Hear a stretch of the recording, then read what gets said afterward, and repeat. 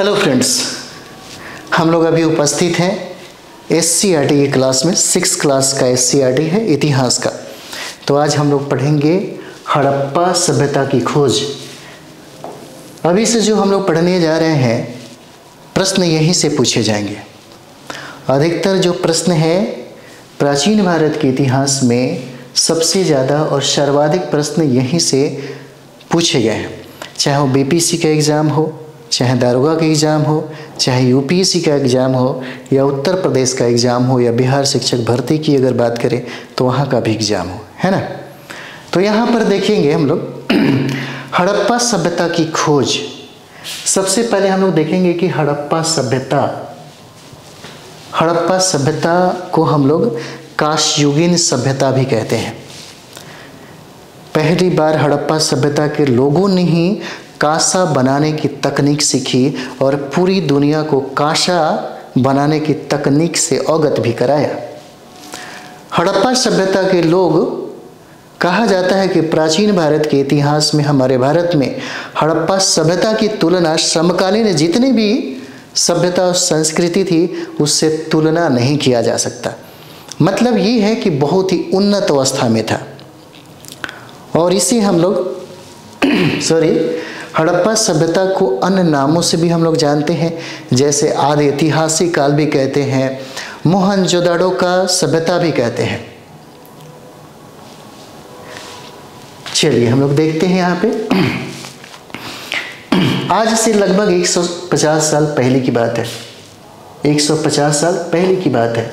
और पश्चिमी पंजाब में आपको पता होगा ब्रिटिश ईस्ट इंडिया कंपनी चाहती थी रेलवे का विकास हो सके। और रेलवे के विकास होने के लिए उस क्षेत्र से, यानी कि पश्चिमी पंजाब में जब रेलवे लाइन बिछाने की बात किया जा रहा था, तब उस समय बहुत ऐसे मजदूर थे जिनको पता ही नहीं था, अज्ञान थे, उनको कुछ पता ही नहीं चला। और वहाँ जो खंडहर थी, उस खंडहर में जितने भी ईंट थे, उन सारे ईंटों का इस्तेमाल इस रेलवे पटरी को लगाने में और बिछाने में ही लगा दिया। बहुत समय के बाद जब पुरातत्वविदों के द्वारा जब इसका अध्ययन किया गया, तब इसको जाकर के संरक्षित किया गया। और बाद में पता चला, जब उससे खंडहर के अध्ययन करने के बाद पुरातत्वविदों ने ये बताया कि यहाँ पर एक ऐसी सभ्यता थी जो सबसे उन्नत अवस्था में थी। पश्चिमी पंजाब के क्षेत्र में, जिसे हम लोग हड़प्पा का एरिया भी कहते हैं, जो अभी पाकिस्तान का क्षेत्र हो जाता है, वहाँ पर मिला। और जहाँ पे मिला उसी के नाम पर इस सभ्यता का नाम भी हम लोगों ने हड़प्पा रख दिया। और इसीलिए जो सटीक नाम है इसका, हड़प्पा सभ्यता, ये ज़्यादा सटीक हो जाता है। और वहाँ के पुरातत्वविदों ने लगभग 2800 हड़प्पा स्थलों की खोज की, जिसमें मात्र 7 ही हड़प्पा स्थल ऐसे थे जिनके बारे में कुछ अच्छा जानकारी हमें मिल जाता है।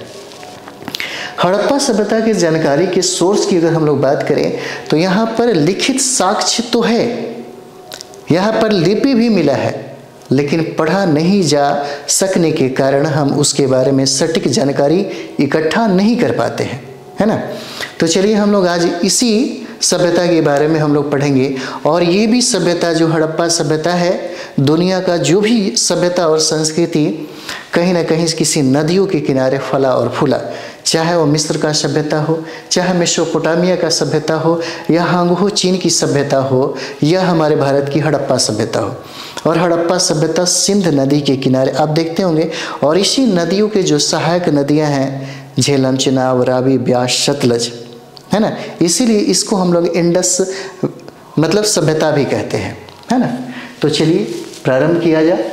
यहाँ पर कहता है कि पश्चिमी पंजाब में रेलवे लाइन बिछाने के क्रम में हड़प्पा पुरास्थल के खंडहर का पता चला, है ना।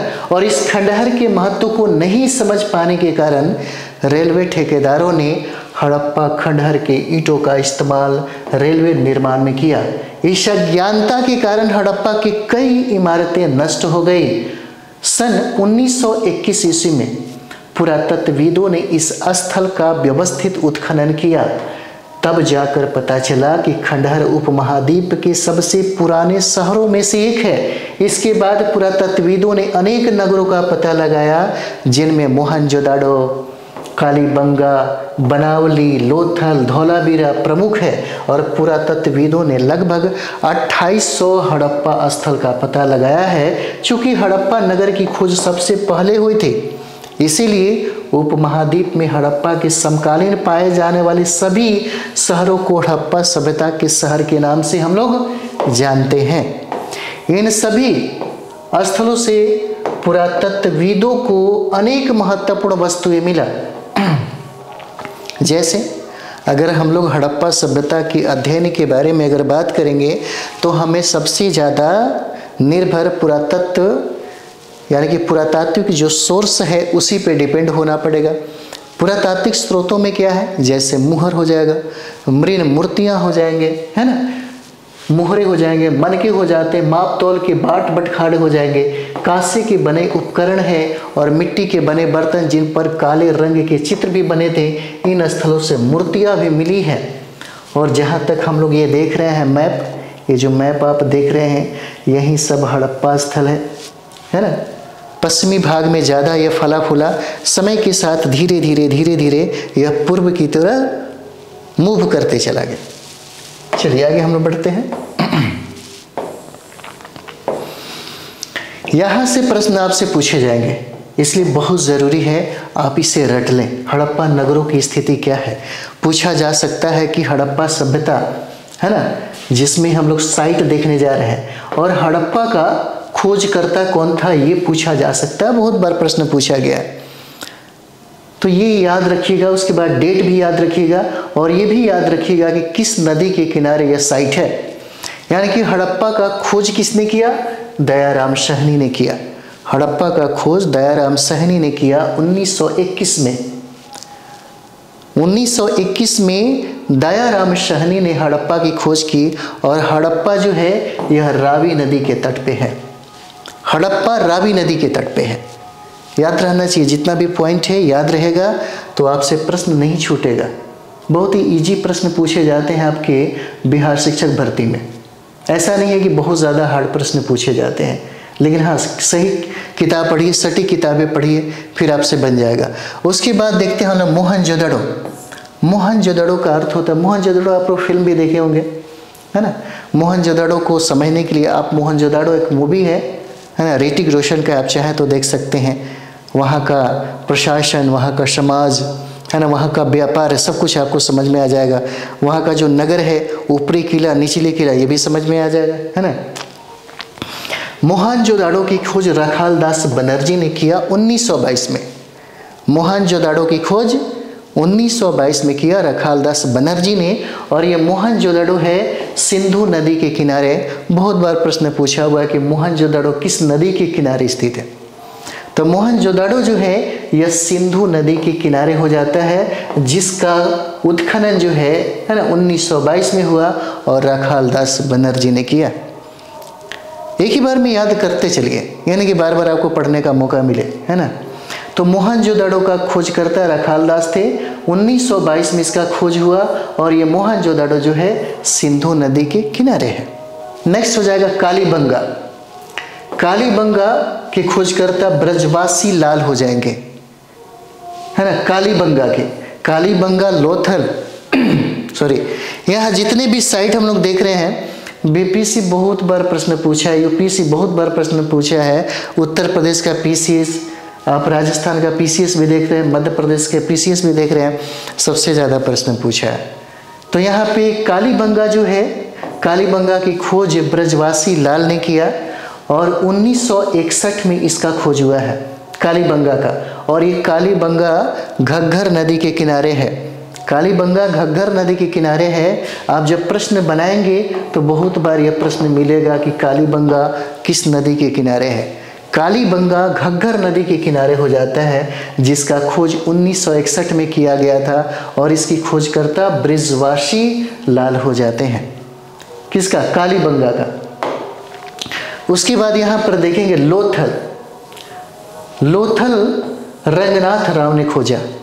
लोथल को रंगनाथ राव ने खोजा 1954 में। 1954 में इसका खोज हुआ और लोथल जो है भोगवा नदी के किनारे है। लोथल भोगवा नदी के किनारे हो जाएगा, है ना। उसके बाद यहाँ पे देखेंगे धौलावीरा। धौलावीरा का खोज किया आर.एस. बिष्ट ने।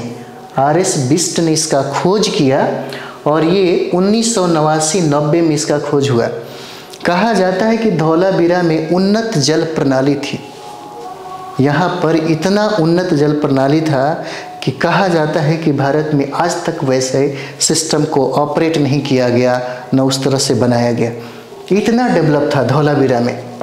और इस तरह से ये प्रश्न भी पूछा हुआ है ना। तो धौलावीरा की खोजकर्ता आर.एस. बिष्ट थे। 1989-90 में इसको खोजा गया। आइए आगे हम लोग बढ़ते हैं। चन्हू-दड़ो। चन्हू-दड़ो को गोपाल मजुमदार ने खोजा। गोपाल मजुमदार ने खोजा 1931 में। चन्हू-दड़ो को खोजा गया 1931 में गोपाल मजुमदार के द्वारा। और ये जो चन्हू-दड़ो है यह सिंधु नदी के किनारे स्थित है। चन्हू-दड़ो सिंधु नदी के किनारे स्थित है। उसके बाद यहाँ पर रंगपुर देखेंगे तो रंगपुर का खोज माधव स्वरूप वत्स ने किया था। रंगपुर का खोज माधव स्वरूप वत्स ने किया था। 1931 और 53 के बीच में इसका खोज हुआ था। और ये जो रंगपुर है यह मादर नदी के किनारे स्थित है।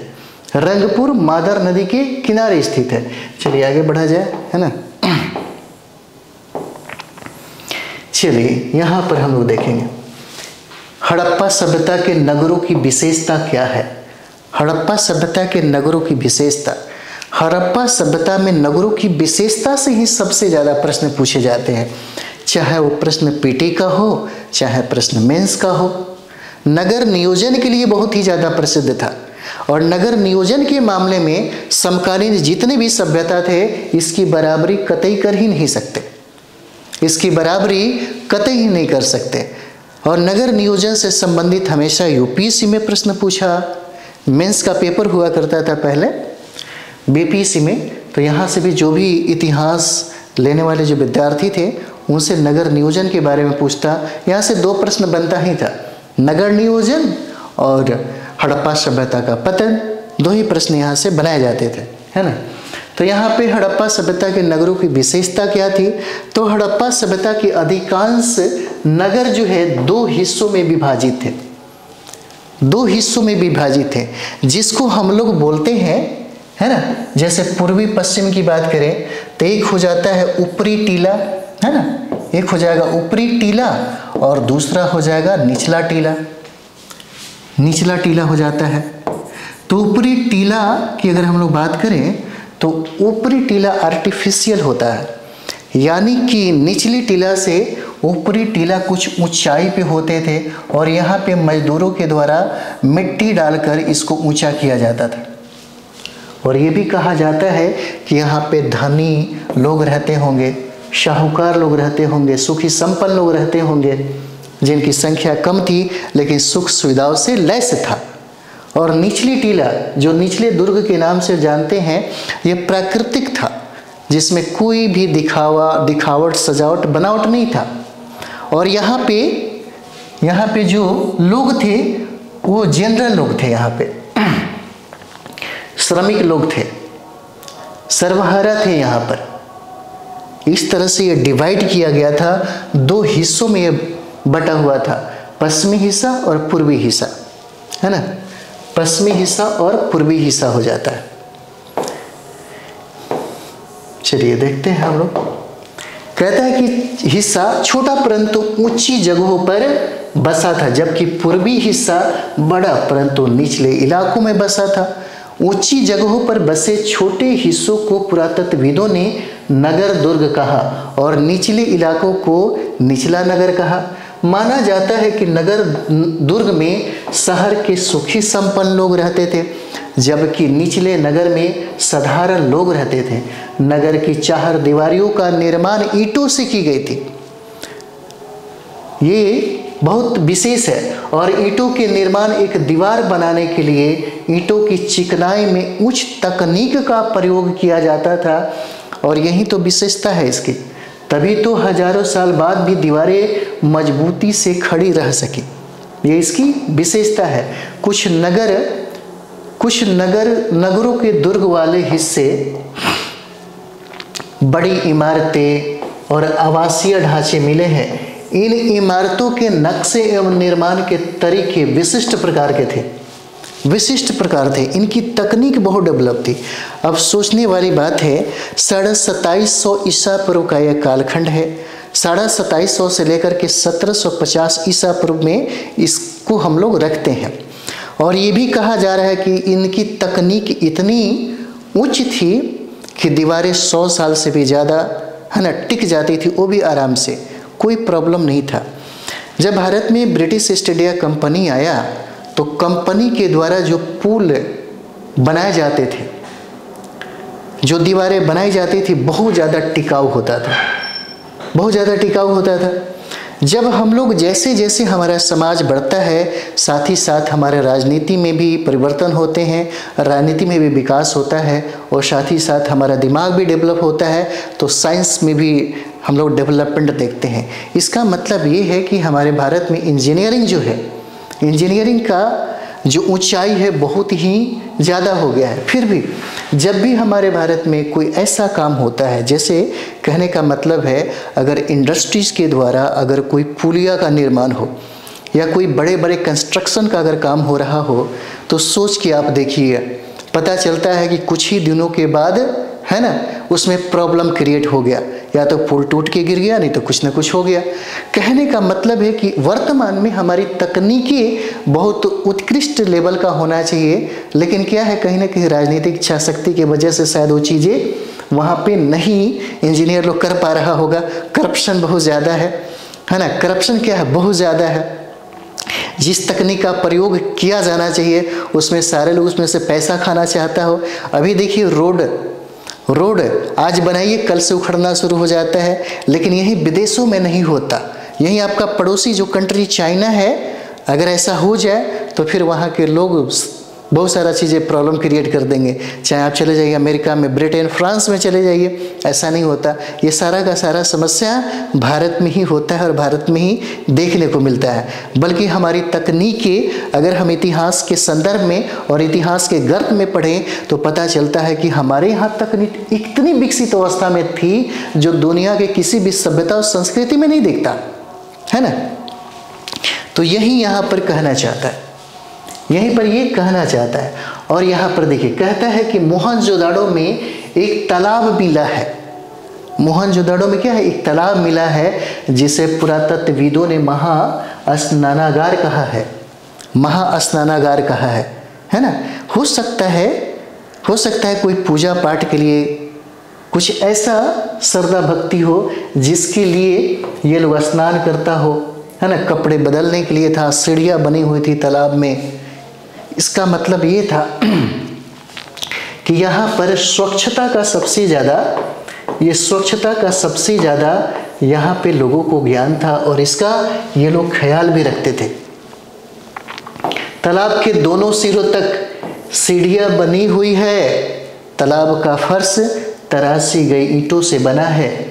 इसमें पानी का रिसाव रोकने के लिए प्लास्टर के ऊपर चारकोल की परत चढ़ाई गई है और तालाब के पास ही एक कुआं मिला है और स्नानागार में पानी इसी कुएं से निकालकर भरा जाता था,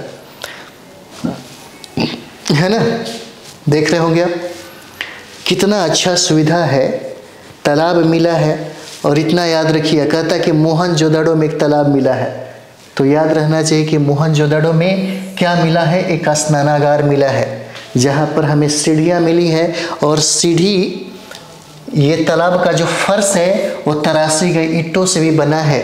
पानी का रिसाव रोकने के लिए प्लास्टर के ऊपर चारकोल की परत चढ़ाई जाती थी ताकि पानी का रिसाव रोका जा सके, बह न जाए। और तालाब के पास ही एक कुआं भी मिला है ताकि अगर तालाब की पानी कम हो जाता है, और यहाँ तक ये सुविधा थी अगर तालाब गंदा हो जाता था तो उसको नालियों के माध्यम से सारे पानी बहा दिए जाते थे और बहा हुआ पानी इकट्ठा होता था। जहाँ पे गंदा जो पानी इकट्ठा होते थे वहाँ सोर्स था उसको वहाँ तक भेजने के लिए। फिर उसके बाद वहाँ पे नया पानी डालने के लिए वो लोग कुआं से पानी निकाल करके उस तालाब में डालते थे, है ना।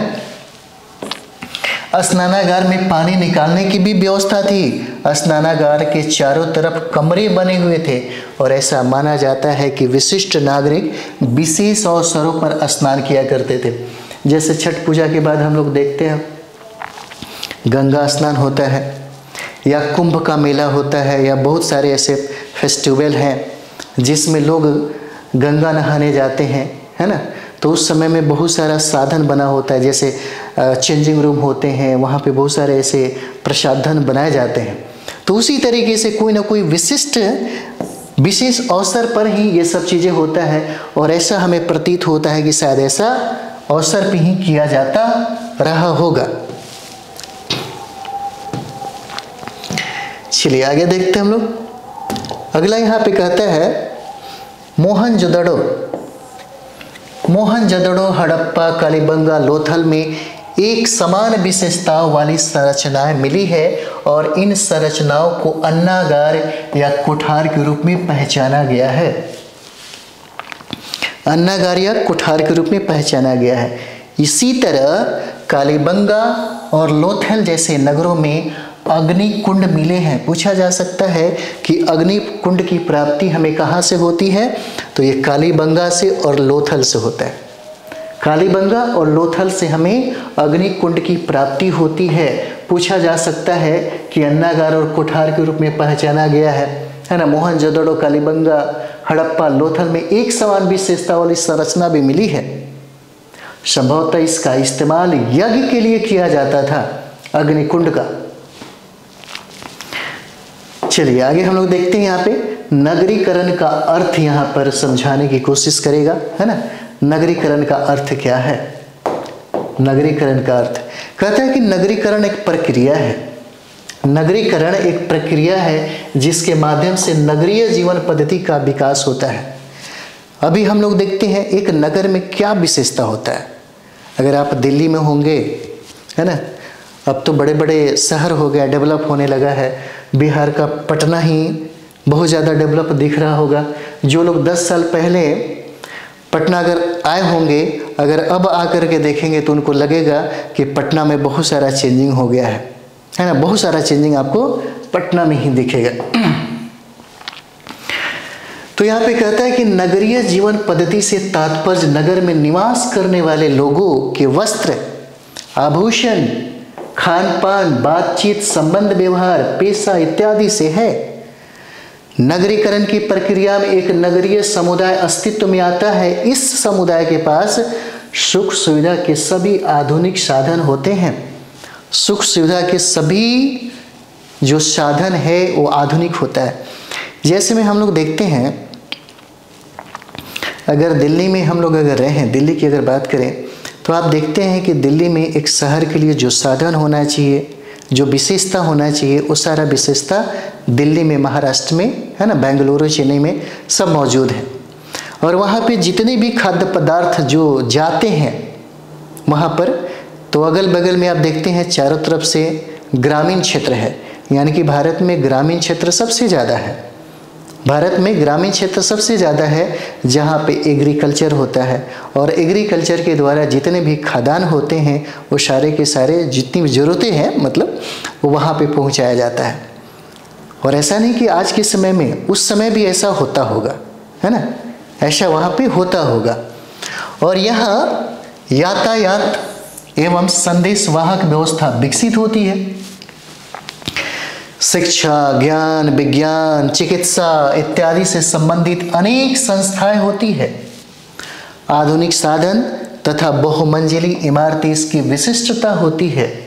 बहुमंजिली इमारतें, आप महाराष्ट्र में जाते होंगे, दिल्ली में ही जाते होंगे, बेंगलोर, चेन्नई में भी जाते होंगे, तो बड़ा बड़ा मंजिला इमारतें आपको मिलेगा, है ना। बहुत बड़ा बड़ा इमारतें आपको मिलेगा। इसकी विशेषता होती है शहरों की। इसी तरीके से हड़प्पा सभ्यता में भी ऐसा ही विशेषता, ऐसा ही विशिष्ट जो गुण था ये पाया जाता है। इसीलिए, और यही वजह है कि हड़प्पा सभ्यता को नगरीकरण सभ्यता कहते हैं। शहरीकरण सभ्यता कहते हैं। और अचानक आप देखिएगा हड़प्पा सभ्यता के पतन के बाद जब दूसरी सभ्यता के बारे में हम लोग पढ़ेंगे तो पता चलेगा कि हड़प्पा सभ्यता के बाद दूसरा जो सभ्यता आया वो एक ग्रामीण सभ्यता थी। हालांकि इतिहास लेखन की समस्या भी हमारे भारत में बहुत ज़्यादा है। जैसे अगर आप लोग पीजी में पढ़ रहे होंगे, आप इतिहास से जब आप पीजी करेंगे, जब नेट जेआरएफ और पीएचडी करेंगे, तब वहाँ पर इतिहास को समझने का मौका मिलेगा। अच्छा, हमें इतिहास को तोड़ मरोड़ करके कैसे समझाया गया, कैसे पढ़ाया गया, है ना। भारत में अगर सिकंदर नहीं आता तो डेट का बहुत ज़्यादा प्रॉब्लम हो जाता। अगर भारत में 323 ईसा पूर्व में अगर सिकंदर भारत नहीं आता तो भारत के इतिहास को लिखने में जो डेट की समस्या थी वो समस्या बहुत ज़्यादा विकराल रूप धारण कर लेता, है ना। तो पीजी में जब आप एमए में जब आप जाते हैं तो वहाँ पे है लेखन, इतिहास में लेखन कला की समस्या ऐसा ही है ना। टॉपिक जब आप पढ़ेंगे तो आपको समझ में आएगा, है ना। ये रिसर्च का मुद्दा सब हो जाता है। तो चलिए यहाँ पर कहता है कि जगह जगह आवासीय कॉलोनी होती है, जल आपूर्ति, बिजली आपूर्ति, सफाई, यातायात इत्यादि की देखरेख प्रशासन द्वारा की जाती है। नगरीकरण की प्रक्रिया में गांव अपना स्वरूप खो देता है और वहां कृषि कार्य नहीं होता। क्या कह रहा है? कहता है यहाँ पर कि नगरीकरण की प्रक्रिया में, जैसे हम लोग शहर में देखेंगे, अभी अगर देखिएगा तो 3 सेक्टर की बात है, जिसमें सेवा सेक्टर यानी कि सर्विस सेक्टर जो है वो सबसे ज़्यादा डेवलप हो रहा है, सबसे ज़्यादा डेवलप। एक समय था जब हमारा भारत की स्थिति एक ऐसी थी जिसमें एग्रीकल्चर मेन था, इंडस्ट्री मेन था, उद्योग मेन था। लेकिन अभी कोई भी विद्यार्थी, आपको क्या लगता है, पढ़ लिख करके नौकरी जल्दी करना चाहता है, जल्दी से शिक्षक बनना चाहता है, जल्दी से कोई ना कोई नौकरी मिल जाए, इसकी चाहत सबसे ज़्यादा है। कौन ऐसा विद्यार्थी है जो ये सोचता है कि हम पढ़ लिख करके एग्रीकल्चर करेंगे, खेती करेंगे? कोई नहीं चाहता है ना, कोई नहीं चाहता है। और सबसे बड़ी बात यह है कि सब कोई एक अच्छे साधन मुहैया में अपनी ज़िंदगी, सबसे बेहतर ज़िंदगी जीना चाहता है। और सबसे बड़ी बात यह है कि सरकारी नौकरी में एक गारंटी मिलता है ना, सर्वाइवल के लिए गारंटी मिलता है। और सरकारी नौकरी में अक्सर ये भी कहा जाता है, एक हमारे सर थे, बहुत 90 साल उनका हो गया था, सरकारी नौकरी के बारे में अक्सर ये बात कहते थे कि नौकरी में जो लोग रहते हैं उसको कभी नौकरी जो होता है कभी भूखे नहीं मरने देता। समझिएगा चीज़ों को आप लोग, है ना, कभी भूखे मरने नहीं देता और लोगों को आगे बढ़ने नहीं देता। बार बार सर कहते थे कि नौकरी में यही चीज़ है, इसीलिए सारे लोग चाहते हैं कि हम एस्टैब्लिश हो जाएंगे, हमें कोई टेंशन नहीं है, आराम से हम लोग, है ना, सरकारी नौकरी। इसलिए तो क्रेज बढ़ा हमारे उत्तर प्रदेश, बिहार, झारखंड में, है ना। चलिए आगे हम लोग बढ़ते हैं।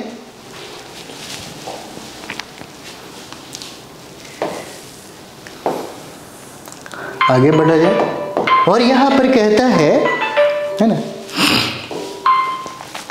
यहाँ पर कहता है कि जल आपूर्ति, बिजली आपूर्ति, सफाई, यातायात इत्यादि की देखरेख प्रशासन द्वारा की जाती है।